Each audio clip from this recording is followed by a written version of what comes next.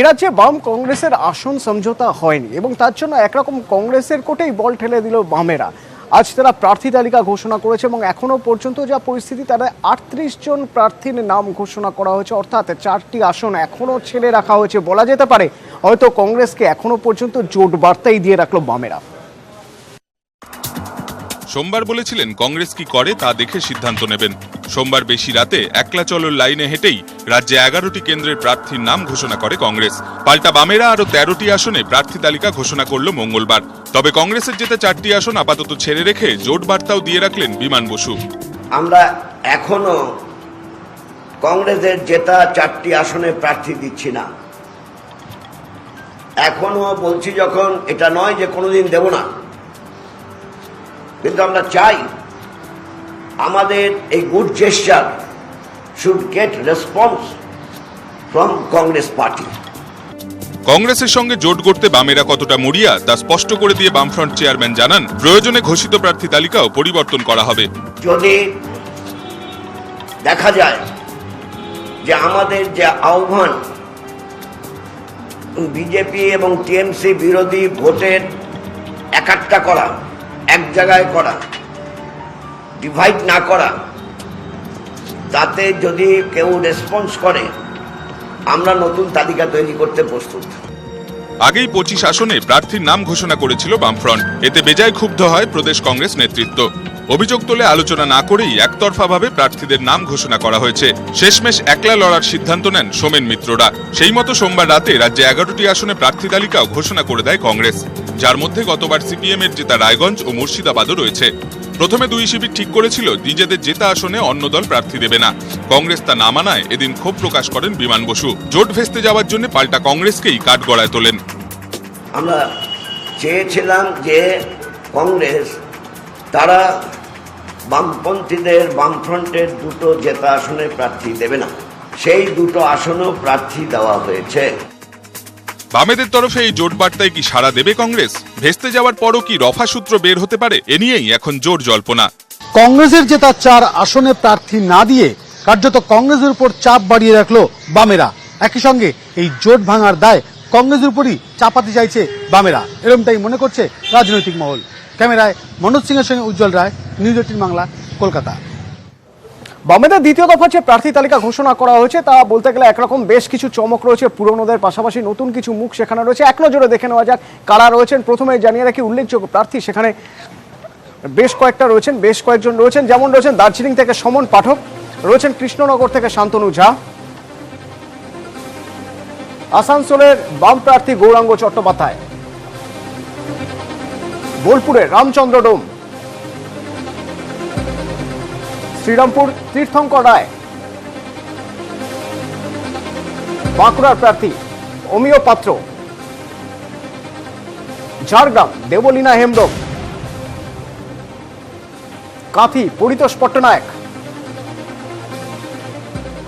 তমলুকের বাম প্রার্থী শেখ ইব্রাহিম, বারাকপুরের প্রার্থী গার্গী চট্টোপাধ্যায়, মথুরাপুর শরৎ হালদার, কলকাতা উত্তর কনিনিকা ঘোষ, হাওড়া সুমিত্র অধিকারী,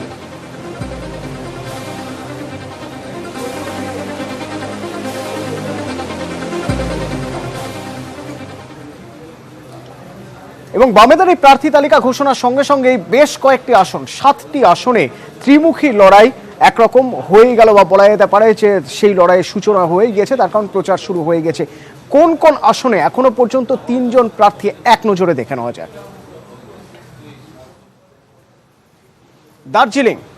দার্জিলিংয়ে তৃণমূল প্রার্থী অমর সিং রায়, কংগ্রেসের শঙ্কর মালাকার এবং সমন পাঠক বামেদের প্রার্থী।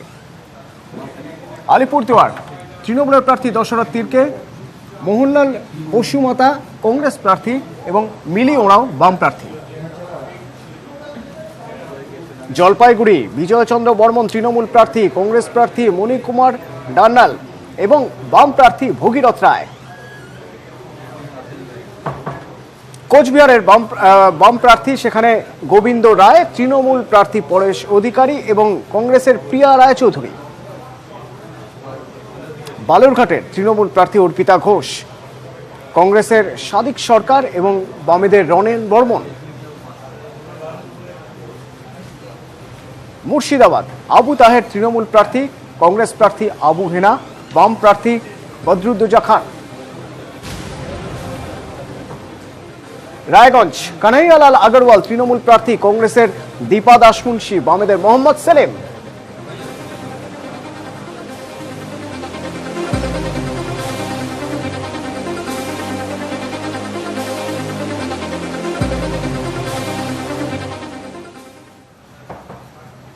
বাম, কংগ্রেস, তৃণমূল তাদের প্রার্থী তো ঘোষণা করেছে। এরকম একটা পরিস্থিতিতে এখনো পর্যন্ত বিজেপি তাদের এ রাজ্যের প্রার্থী তালিকা ঘোষণা করেনি। সম্ভাবনা রয়েছে আজ হয়তো প্রার্থী তালিকার বেশ কয়েকজনের নাম ঘোষণা হয়ে যেতে পারে, যা অত্যন্ত গুরুত্বপূর্ণ। তার কারণ এখনো পর্যন্ত প্রার্থী তালিকার নাম ঘোষণা হয়নি। এদিকে বেশ কিছু নাম উঠে আসছে। আজ 100 জন প্রার্থীর নাম ঘোষণা করতে পারে বিজেপি এবং সেরকম একটি সম্ভাবনার জায়গা তৈরি হয়েছে। এ রাজ্যে তালিকায় থাকতে পারেন দিলীপ ঘোষ, রাহুল সিনহা, ভারতী ঘোষ, লকেট চট্টোপাধ্যায়, অগ্নিমিত্রা পল, আমিনুল হক, ইশরাত জাহান, কল্যাণ চৌবে, শ্রমিক ভট্টাচার্য, জয়প্রকাশ মজুমদার, অর্জুন সিং।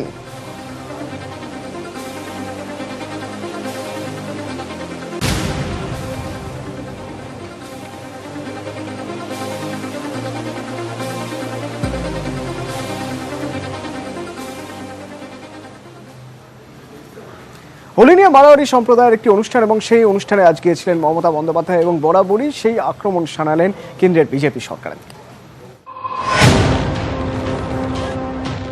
দেশ জুড়ে ভোটের হাওয়া, তার মাঝেই হোলি। হোলির গায়েও তাই ভোটের রং। হোলির শুভেচ্ছা জানাতে মঙ্গলবার মারোয়ারি সম্প্রদায়ের একটি অনুষ্ঠানে যান মুখ্যমন্ত্রী। নিশানা করেন বিজেপিকে। हम वो धर्म में विश्वास करते हैं जिसमें राजनीति का रंग चढ़ा के किसको खून से होली खेले। हम खून से होली नहीं खेलने चाहते हैं, हम दिल से होली खेलने चाहते हैं। বিজেপির বিরুদ্ধে বরাবরই ধর্মের নামে ভেদাভেদের রাজনীতিতে সরব তৃণমূল। পাল্টা তৃণমূলের বিরুদ্ধে সংখ্যালঘু তোষামোদের রাজনীতির অভিযোগকে অস্ত্র করে বিজেপি, যা মানতে নারাজ রাজ্যের শাসক দল। এদিন মারোয়ারি সম্প্রদায়ের অনুষ্ঠানে গিয়ে গেরুয়া শিবিরের দিকে কার্যত চ্যালেঞ্জ ছুড়ে দেন মমতা বন্দ্যোপাধ্যায়।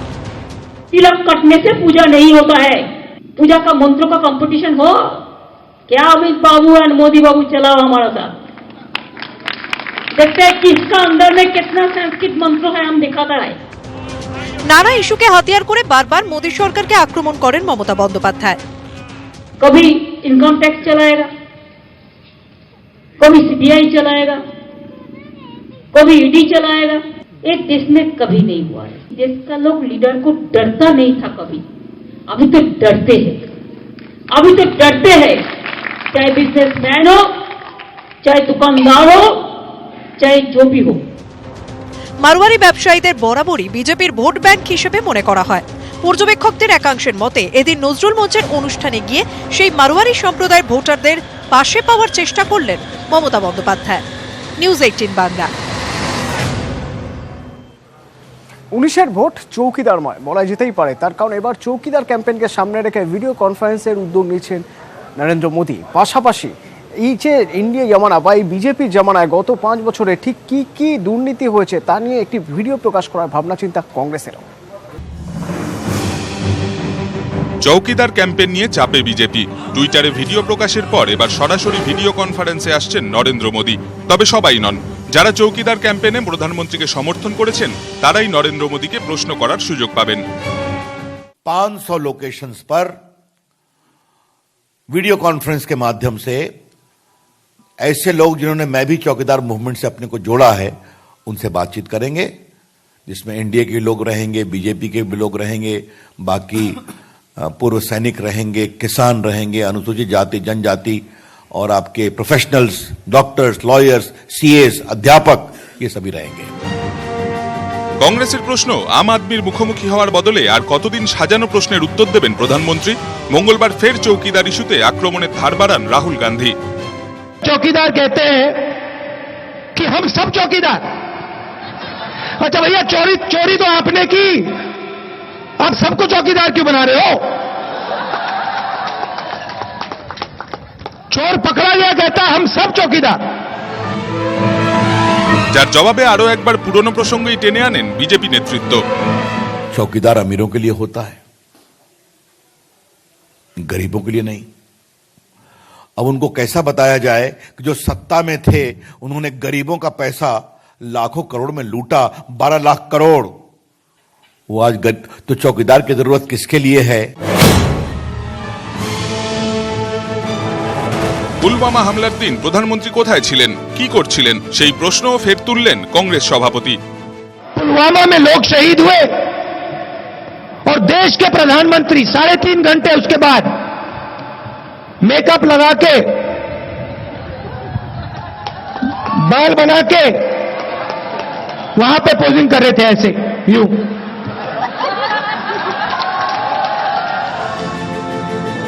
রাফাল, জাতীয় নিরাপত্তা, গণতন্ত্র রক্ষার মতো ইস্যু তো ছিলই, একেবারে শেষ পর্বে প্রবলভাবে উঠে এলো পুলওয়ামা আর চৌকিদার ইস্যু, যাকে কাজে লাগিয়েই পালে হাওয়া টানার লড়াই কংগ্রেস আর বিজেপির। নিউজ 18 বাংলা। ভোট দান যাতে সুরক্ষিত হয় এবং যাতে আরো বেশি সহজ হয়, স্বচ্ছ হয়, তার জন্য ভিভিপ্যাট এবার থেকে প্রতিটি ভোট কেন্দ্রে থাকছে ভিভিপ্যাট। কিন্তু এই ভিভিপ্যাটে কিভাবে ভোটাররা সুবিধা পেতে পারেন, নতুন যন্ত্র, নতুন প্রযুক্তি কিভাবে ব্যবহার করতে হবে, তার জন্য জেলায় জেলায় প্রচারে রয়েছে নির্বাচন কমিশনের প্রতিনিধিরা। সপ্তাহের শুরুতে স্কুল অফিস যাওয়ার তাড়া, হন্তদন্ত হয়ে ছুটতে গিয়েও খানিক থমকে যাচ্ছে পথ চলতি জনতা। সৌজন্যে নির্বাচন কমিশনের ভিভিপ্যাট প্রচার। ভোটে স্বচ্ছতা আনতে এবছরই সব ভোট কেন্দ্রে প্রথম ভিভিপ্যাটের ব্যবহার শুরু হচ্ছে। নাম শুনলেও এখনো অনেকেরই অজানা ঠিক কিভাবে কাজ করবে ভিভিপ্যাট। নতুন যন্ত্রে ভোটারদের সড়গড় করতে উদ্যোগী হয়েছে নির্বাচন কমিশন। জেলায় জেলায় ঘুরে হাতে কলমে ভোটারদের দেখানো হচ্ছে ভিভিপ্যাটের ব্যবহার। ভিভিপ্যাট অর্থাৎ voter verifiable paper audit trail. বৈদ্যুতিন ভোটযন্ত্রের সঙ্গে থাকবে ভিভিপ্যাট মেশিন। ব্যালট ইউনিটে থাকবে সিরিয়াল নাম্বার, প্রার্থীর নাম ও দলের প্রতীক। পছন্দের প্রতীকে বোতাম টিপে ভোট দেবেন ভোটাররা। বোতাম টিপলে ভিভিপ্যাটে ছাপা অক্ষরে দেখা যাবে কোন প্রার্থীকে ভোট দিয়েছেন। 7 সেকেন্ড ধরে স্লিপ দেখা যাবে সামনের স্ক্রিনে। তারপর তা জমা হবে নিচে রাখা বাক্সে। সঠিক প্রার্থীর ঘরে ভোট পড়েছে নিশ্চিত হবেন ভোটার। মঙ্গলবার উত্তর কলকাতার বিভিন্ন এলাকায় ভিভিপ্যাট নিয়ে প্রচার চলে। যে ভোটার সে যদি 5 নম্বরে সেখানে ক্লিক করে তাহলে দেখতে পাবেন এই 5 এবং এই ভিভিপ্যাট যে ছবিটা দেখা যাচ্ছে সেখানে 5 নম্বর যেখানে হয়েছে এবং তার সিম্বল 7 সেকেন্ড ধরে দেখা যাবে এবং তারপরে এটা জমা হয়ে যাবে। এর থেকে কিন্তু যে বারবার কারচুপির বা স্বচ্ছতার অভিযোগ করতে সেটা থেকে কোথায় একটা নিষ্কৃতি পাওয়া যেতে পারে এমনটাই মনে করা হচ্ছে এবং সেই মাথায় রেখেই কিন্তু এই ডেমনস্ট্রেশন চলছে। খুব ভালো লেগেছে, খুব ভালো লেগেছে। মানে এটা আর বিতর্ক থাকবে না, আমিও নিজে দেখতে পারবো আমি কাকে ভোটটা দিয়েছি। পেপার থাকবে, তাহলে আমি নিশ্চিন্তভাবে যেতে পারি আমি আমার প্রার্থীকে আমি ভোট দিয়েছি। পুরুলিয়া জেলা জুড়েও ভিভিপ্যাট নিয়ে মানুষকে সচেতন করার কাজ চলছে। আমরা গাড়িতে করে নিয়ে সমস্ত ব্লকে ডেমনস্ট্রেশন করছি। প্লাস তার সঙ্গে সঙ্গে আরও একটা কাজ হচ্ছে, কেবল শুধু এটা ইভিএম ভিভিপ্যাটের প্রচার নয়, আমরা পুরুলিয়া জেলা প্রশাসন আমাদের যে স্বচ্ছভাবে এবং ফ্রি ফেয়ার ইলেকশন করতে বদ্ধপরিকর, তার জন্য যে বেসিক যে ইস্যুসগুলো, এক্সপেন্ডিচার মনিটরিং, কমপ্লেন মনিটরিং এবং তার যে প্রচারগুলো আছে সেগুলোরও এখানে আমরা ডিসপ্লে করেছি, যাতে মানুষ বুঝতে পারেন, যাতে নিজের ভোট নিজের দায়িত্ব নিয়ে দিতে পারে। নতুন যন্ত্রের ব্যবহার হাতে কলমে শিখতে পেরে খুশি ভোটাররাও। এটা আমাদের সুবিধা হয়েছে, পুরো সুবিধা হয়েছে। আগে ভোট দিতে আমরা কোনো দেখতে পাচ্ছি না, এখন আপাতত আমরা দেখতে পাচ্ছি। বহুবার ইভিএম এ কারচুপির অভিযোগ তুলেছে বিরোধীরা। এবার কাকে ভোট দিয়েছেন তা পরিষ্কার দেখতে পাওয়া যাবে ভিভিপ্যাটে। পরে কোনো অভিযোগ উঠলে ভিভিপ্যাটে জমা পড়া স্লিপের মাধ্যমে খতিয়ে দেখা যাবে। দেবপ্রিয় দত্ত মজুমদার ও ইন্দ্রজিৎ মণ্ডলের রিপোর্ট, নিউজ 18 বাংলা।